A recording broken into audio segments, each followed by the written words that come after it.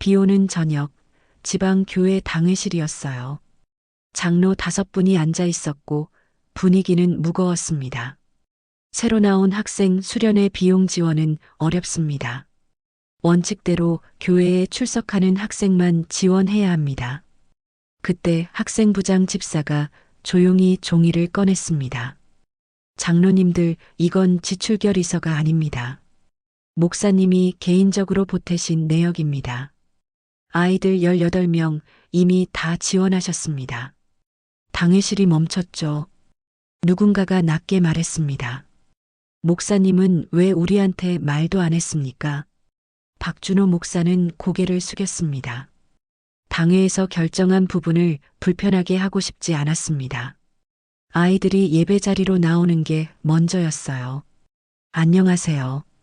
오늘 이야기는 누가 옳으냐보다 무엇이 먼저인가에 대한 기록입니다.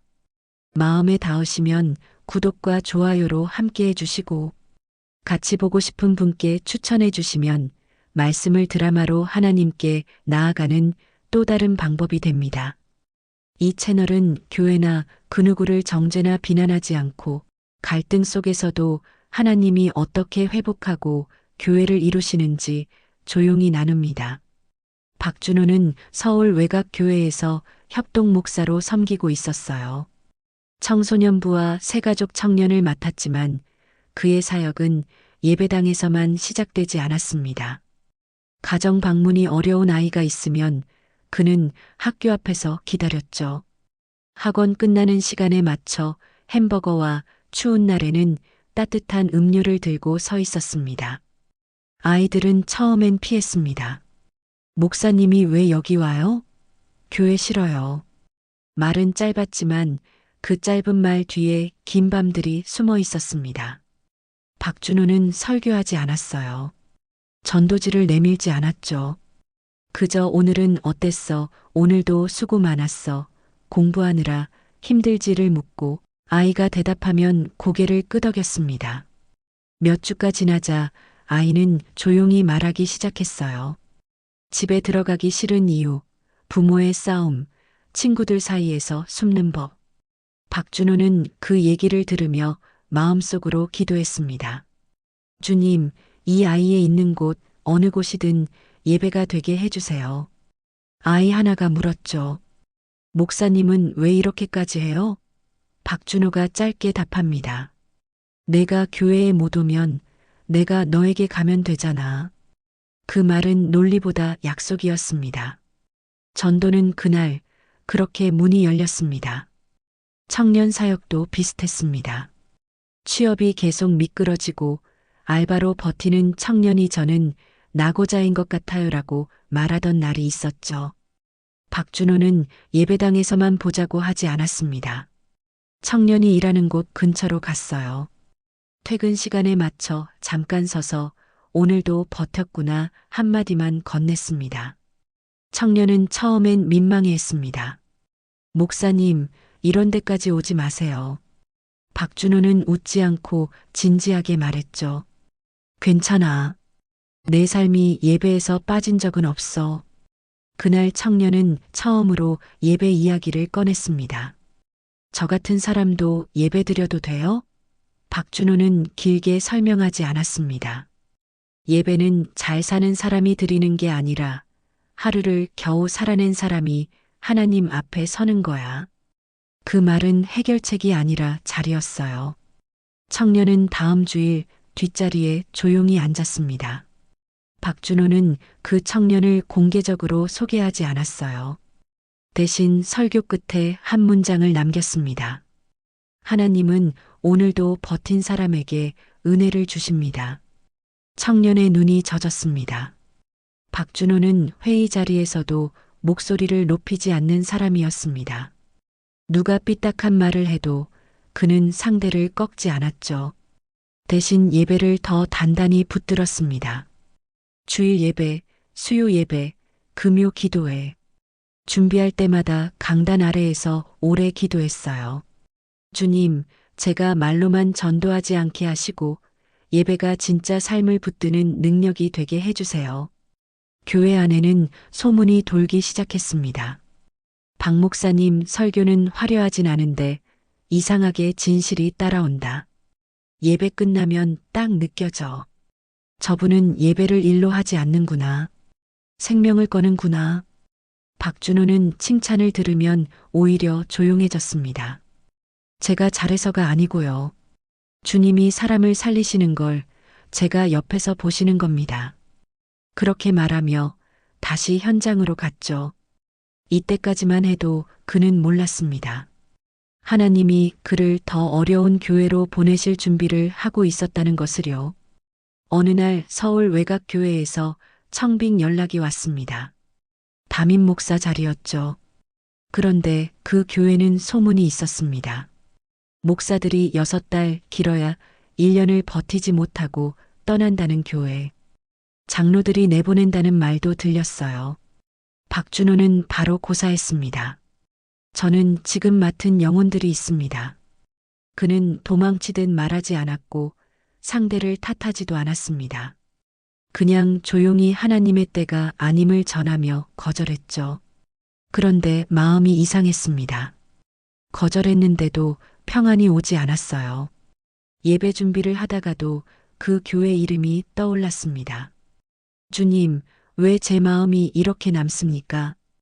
그날 밤 그는 예배당에서 혼자 기도했습니다. 주님, 제가 가고 싶은 곳이 아니라 주님이 보내고 싶은 곳이 있습니까?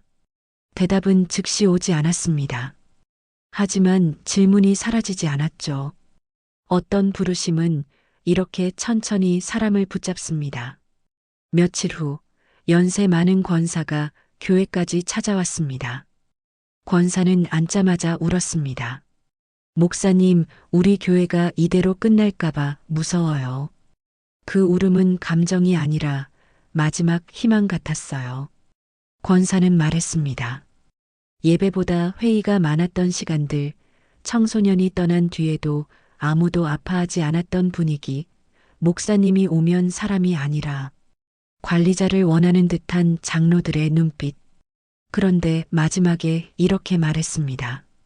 저는요, 교회를 회복하고 하나님 나라에 가고 싶어요. 박준호는 위로의 말을 서두르지 않았습니다. 그는 고개를 숙인 채 권사의 울음을 같이 들었습니다. 그리고 짧게 말했죠. 권사님, 제가 기도하겠습니다. 진짜로요. 권사가 떠난 뒤에도 그 얼굴이 떠나지 않았습니다. 금요 기도회 때 찬양이 흐르는데 그 얼굴이 떠올라 눈물이 났어요. 그리고 어느 새벽 마음 깊은 곳에서 문장 하나가 올라왔습니다. 지금까지의 훈련은 그들을 위한 것이었다. 박준호는 다시 전화를 걸었습니다. 가겠습니다. 그는 조건을 달지 않았습니다. 장로들을 미워하지도 않았어요. 오히려 이렇게 기도했습니다. 주님, 제가 사람과 싸우지 않게 하시고 예배로 승부하게 해주세요. 서울 교회에서 마지막 예배를 드리던 날 청소년 하나가 물었습니다. 목사님, 왜 가요? 박준호는 아이의 머리 위에 손을 얹고 말했죠. 거기에도 너처럼 힘든 아이들이 있대. 내가 먼저 가서 기다려야지. 그 말은 전도사의 말이 아니라 목자의 말이었습니다. 그리고 그 목자의 첫걸음은 언제나 같습니다. 누구를 탓하지 않고 하나님께 순종하는 것. 박준호는 그렇게 다른 지역 교회로 옮겨갔습니다. 부임 첫 주일 예배당 앞줄에는 장로 5분이 앉아 있었습니다. 5분 중 3분이 특히 중심처럼 보였죠. 말하지 않아도 결론이 그쪽으로 모이는 분위기. 박준호는 그 구조를 첫 달 안에 느꼈습니다. 회의에서 장로들은 말했습니다. 교회는 원칙대로 운영해야 합니다. 지출은 최대한 줄여야 합니다. 박준호는 반감이 없었습니다. 그는 미소를 지어 보이진 않았지만 불편한 티를 내지도 않았어요. 장로님 말씀 이해합니다라고 먼저 말하고 그 다음에 조심스럽게 덧붙였습니다. 다만 예배와 전도는 비용이 아니라 생명이라 생각합니다. 그 말에 누군가 얼굴을 찌푸렸지만 박준호는 맞받지 않았습니다. 대신 예배로 증명하려 했죠. 설교도 공격적이지 않았습니다. 원칙도 필요합니다. 그런데 원칙이 사람을 살리는 방향이어야 합니다. 그렇게 말하고 강단 아래에서 오래 기도했습니다. 그의 싸움은 사람이 아니었습니다. 그의 싸움은 예배가 살아있느냐였습니다. 청소년 수련회가 다가왔습니다. 회비는 9만 9천 원. 아이들 사정상 교회 지원이 필요했죠. 학생부장 집사가 결의서를 올렸고 회의에서는 지원금이 3만 원으로 줄었습니다. 학생부장 집사는 낙심했습니다. 목사님, 아이들이 못 갑니다. 박준호는 한숨을 쉬지 않았습니다. 누구를 욕하지도 않았죠. 그는 조용히 말했습니다. 집사님, 일단 아이들 명단을 주세요. 새로 데려온 친구들까지요. 그리고 덧붙였습니다. 회의는 회의대로 존중합시다. 대신 우리가 할 수 있는 일을 합시다. 학생부장 집사는 그 말이 무슨 뜻인지 몰랐어요. 박준호는 그 자리에서 길게 설명하지 않고 단지 약속했습니다. 아이들은 예배 자리에서 하나님을 만나야 합니다. 그 길이 막히면 제가 뒤에서 열겠습니다. 그 말은 결의서보다 단단했습니다. 왜냐하면 박준호는 늘 말보다 행동이 먼저였거든요. 집사님, 아이들 18명에게 제가 보조하겠습니다. 한 명당 6만 원씩. 아이들에겐 교회가 3만 원 지원하는 걸로만 알려주세요. 부장집사가 놀라 말했습니다. 목사님, 이렇게까지 하실 필요가. 박준호는 짧게 답했죠. 필요가 아니라 사랑입니다. 그는 돈을 봉투로 주지 않았습니다. 계좌로 조용히 기록도 남기지 않는 방식으로 도왔어요. 그리고 집사에게 부탁했습니다. 교회는 흔들지 맙시다. 아이들은 예배에 집중하게 합시다. 수련의 날 아이들은 웃으며 버스에 올랐습니다. 박준호는 뒤에서 손만 흔들었죠. 아무도 몰랐습니다. 다만 하나님은 알고 계셨습니다. 그리고 곧 그 숨겨진 헌신이 교회를 흔들 미담이 되어 퍼지기 시작할 겁니다. 수련회를 다녀온 뒤 청소년부 예배가 달라졌습니다. 아이들이 찬양을 따라 부르고 기도 시간에 울기 시작했어요. 학생부장 집사는 그 변화를 보며 마음이 무너졌습니다. 그런데 회의 시간 한 장로가 말했습니다. 수련회가 그렇게 중요합니까? 돈 쓸 때가 많습니다. 학생부장 집사는 참다가 조심스럽게 입을 열었습니다. 장로님, 목사님은 회의에 반감 가지신 적 없습니다. 항상 장로님들 말씀 존중하셨습니다. 그리고 잠시 숨을 고르고 말했죠. 그런데 목사님이요. 아이들 18명을 본인 사례비로 보조하셨습니다. 교회가 불편해질까봐 저한테만 말하고요. 당회실이 조용해졌습니다. 정말입니까? 누군가 묻자 부장 집사는 고개를 끄덕였습니다. 네. 아이들이 예배에 서게 하려고요. 그날 목사님이 교회를 흔들었다가 아니라 목사님이 교회를 살렸다는 말이 퍼지기 시작했습니다. 미담은 이렇게 대변하는 입에서 태어납니다. 가장 까다롭던 장로는 말이 없었습니다. 자존심이 상한 게 아니라 마음이 찔린 거였죠. 왜 목사님은 우리에게 말도 안 했습니까? 그 장로가 낮게 물었습니다. 박준호는 장로를 몰아붙이지 않았습니다. 장로님, 저는 장로님들이 미우신 게 아닙니다. 원칙도 필요합니다. 다만 아이들이 예배에서 하나님을 만나는 길이 막히면 저는 목사로서 뒤에서 길을 열어야 했습니다. 장로의 눈이 흔들렸습니다. 그럼에도 우리를 존중한 겁니까? 박준호가 고개를 끄덕입니다. 교회는 싸워 이기는 곳이 아니라 예배로 살아나는 곳이라 믿습니다. 그 말은 반박이 아니었습니다. 존중 속의 고백이었죠. 그 장로는 처음으로 미안합니다라는 말을 입안에서 굴렸습니다. 아직 완전히 나오진 않았지만 이미 마음은 꺾였습니다. 그 뒤로도 미담은 한두 개가 아니었습니다.